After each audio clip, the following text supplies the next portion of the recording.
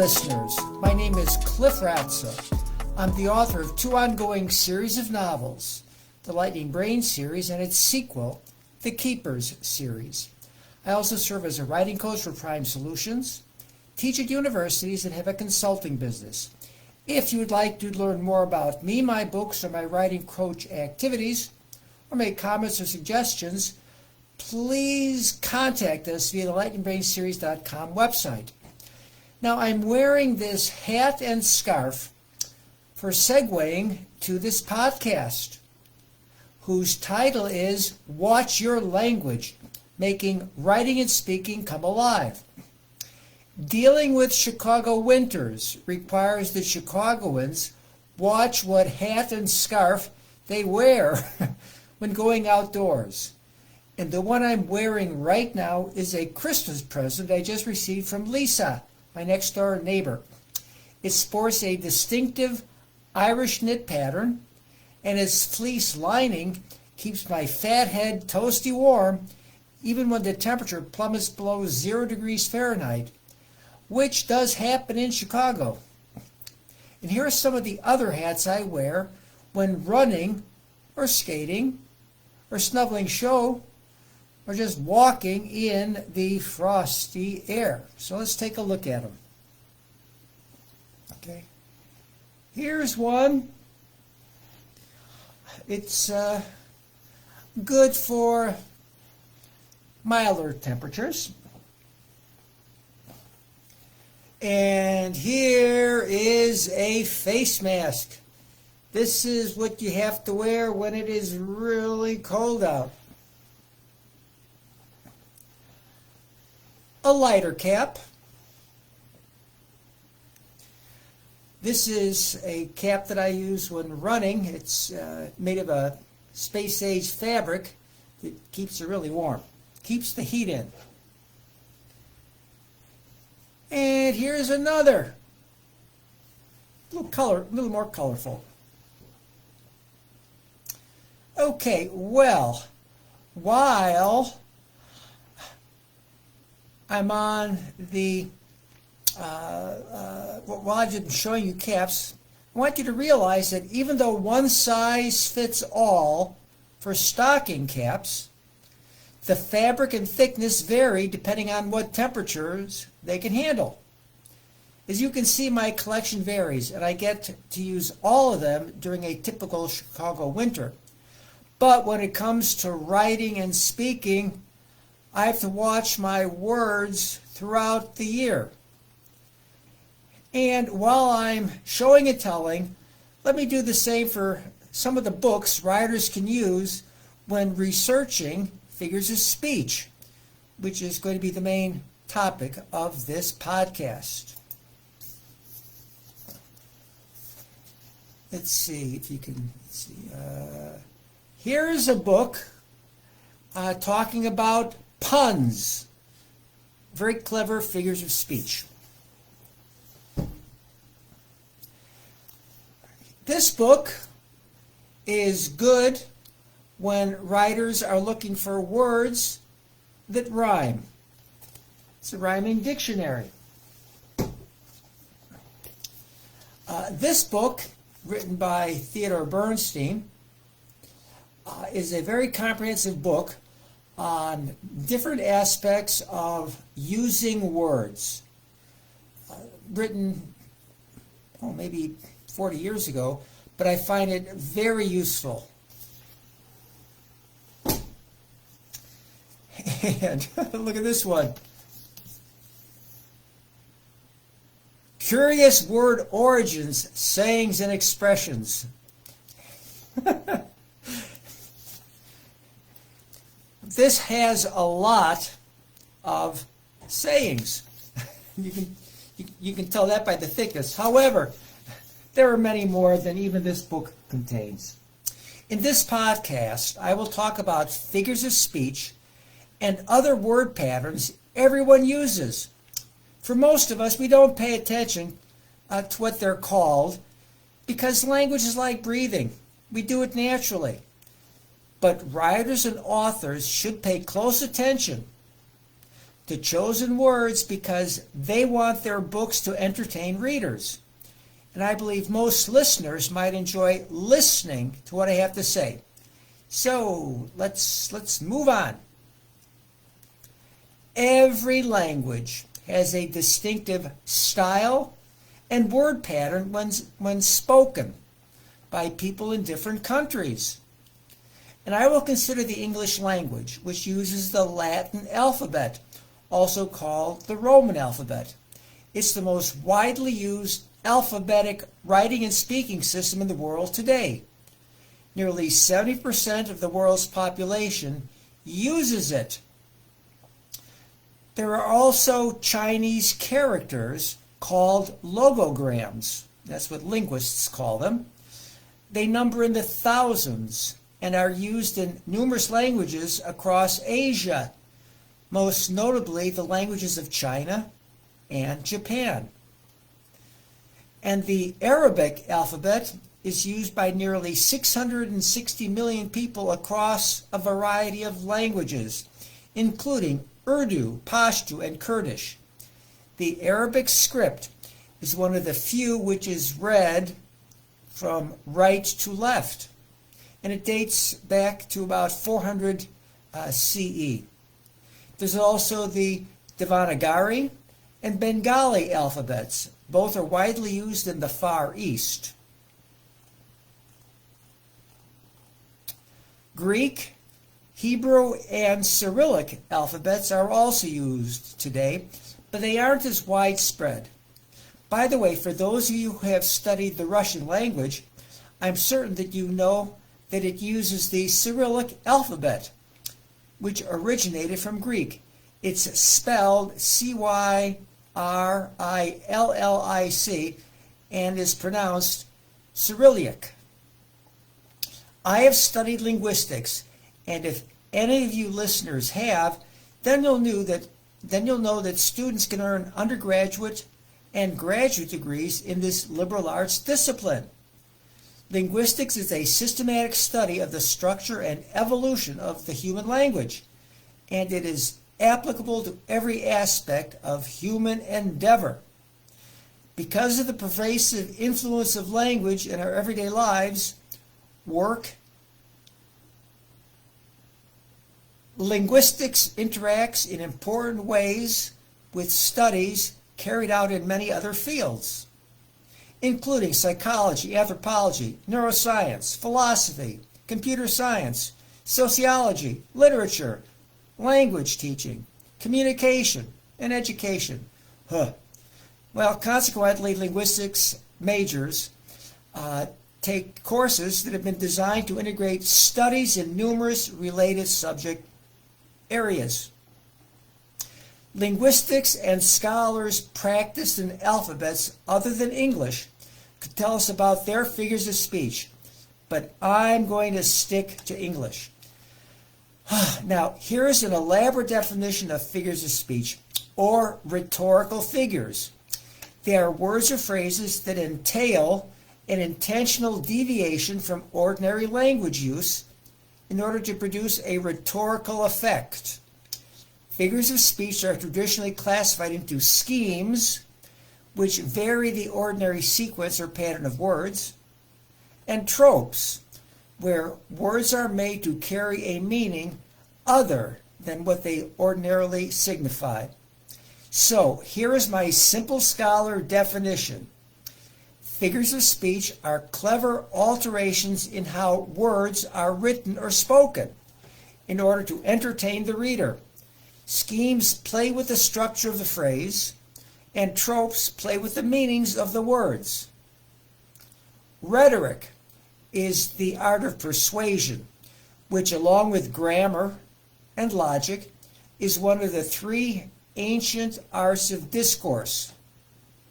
The three branches of rhetoric are called deliberative, judicial, and epidictic.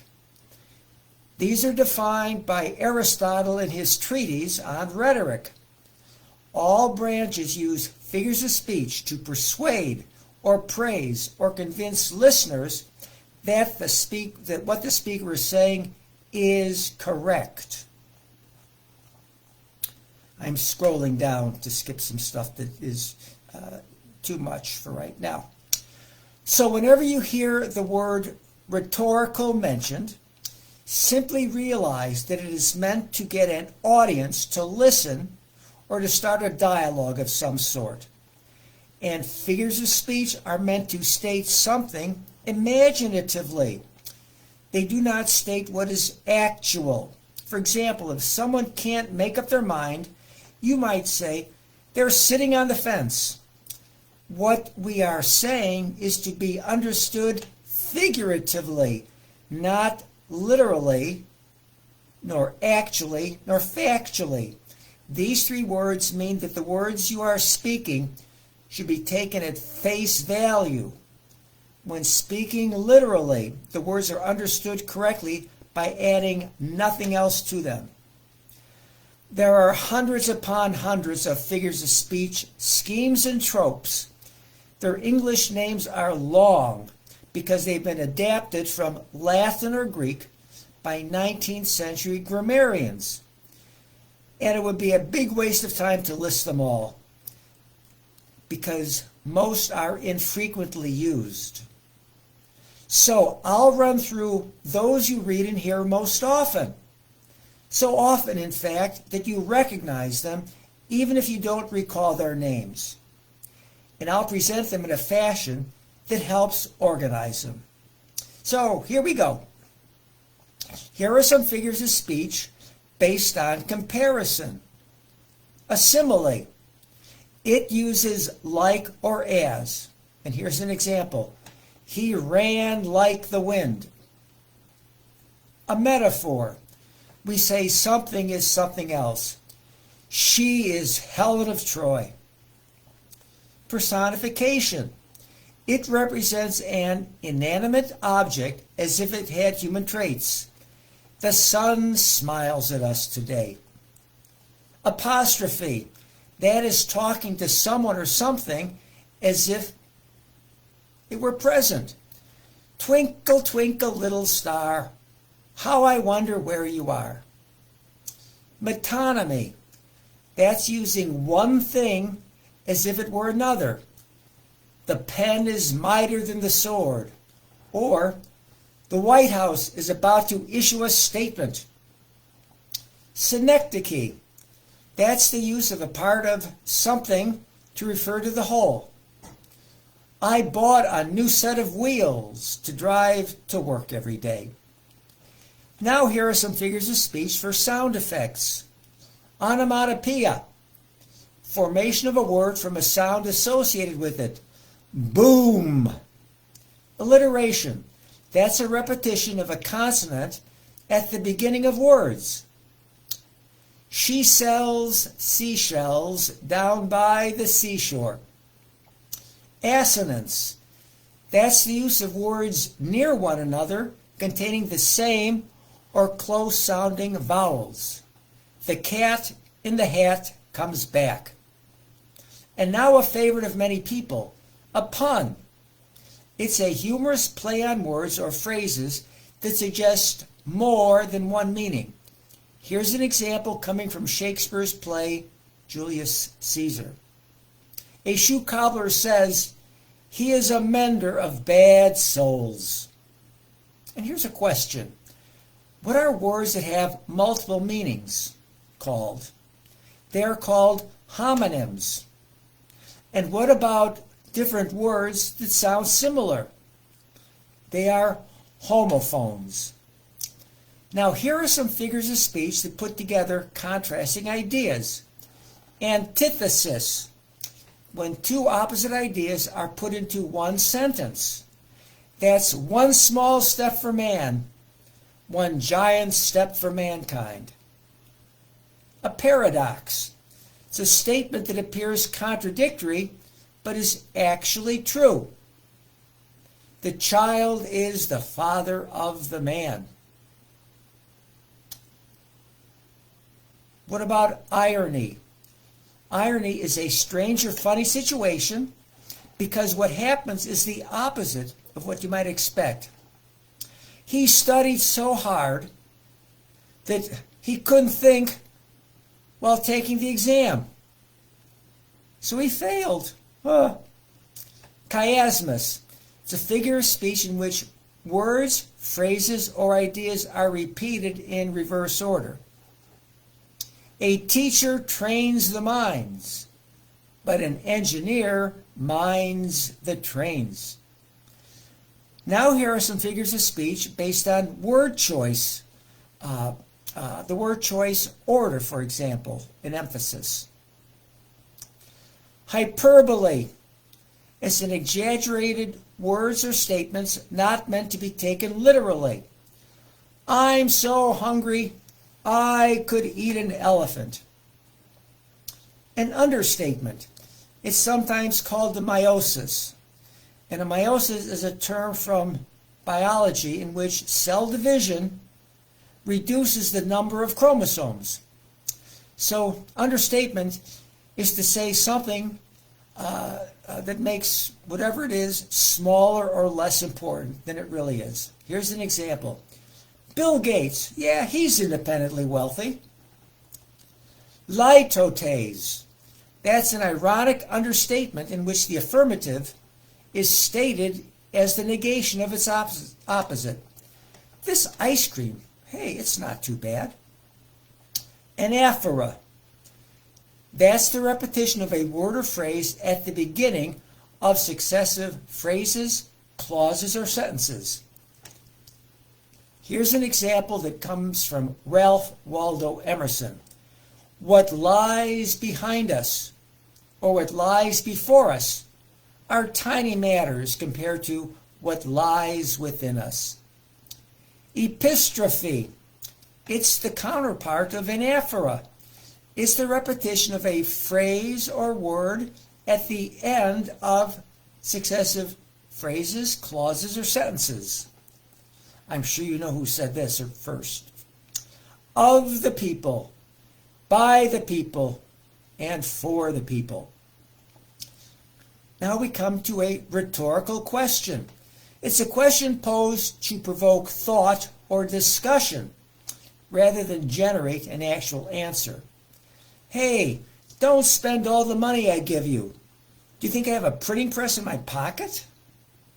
Climax. That's a figure of speech in which a series of ideas is presented in order of increasing importance or forcefulness. I came, I saw, I conquered. That's spoken by Julius Caesar. And in Italian, it's Vini, Vidi, Vici. And anticlimax. That's a disappointing ending to a series of exciting or impressive series of events or things. I won an Olympic gold medal. I won the Nobel Prize. I won some potholders in a bingo game. And here are some others I will just mention in alphabetic order. I'll skip explaining the ones you probably already know, but I'll add a little to the ones you might not. Allegory, allusion, analogy, dysphemism. Well, that's the use of disparaging or offensive words to describe something or someone. My English teacher is a real battle axe. Euphemism. Mixophor. Well, a mixophor is a mixed metaphor. Oxymoron. A figure of speech containing contradictory words. Here's a good example. I'll observe them closely from a distance. Prolepsis. It's a figure of speech in which an adjective applied to a noun foretells its future. I'm not sick. I'm dead. Solipsis. The use of a single word to link two thoughts, each giving a different meaning to the word. She left in a Cadillac and in a huff. Mimesis. This means, it comes from the Greek word to slice, and it's inserting something inside a word or a phrase. He picked up COVID-19 some bloody where. And a zeugma. It's sort of like a solipsis, but in a zeugma, the relationship is correct for one idea, but not the other. He munched on his sandwich and beer. And I'm stopping here. If I don't, I'm going to run out of digital zeros and ones. Sorry, this is my mediocre example of a hyperbole. And so here's the bottom line on figures of speech. They help writers and authors show, not tell. And they can help readers like their books. Now, every writer should develop a unique voice or way of expressing themselves that readers like. And using figures of speech can help do that. But writers shouldn't force their use. I read many books that contain too many nearly back-to-back figures of speech. And when I do, I soon find it tiresome and am tempted to put the book down. And readers and writers alike should remember that every writer adjusts his voice to fit the genre or category of the book being written. Doing so is called the writer's style for that particular book. Fiction has much more leeway than nonfiction or academic writing when using figures of speech. And figures of speech can be used in poetry for adding drama and literary beauty to poetry's main elements, which are meter, which include foot and count, for example, iambic pentameter, and rhyming scheme. But I've said enough, so it's time to wrap up this podcast. I thank you for listening, and bye-bye until next time.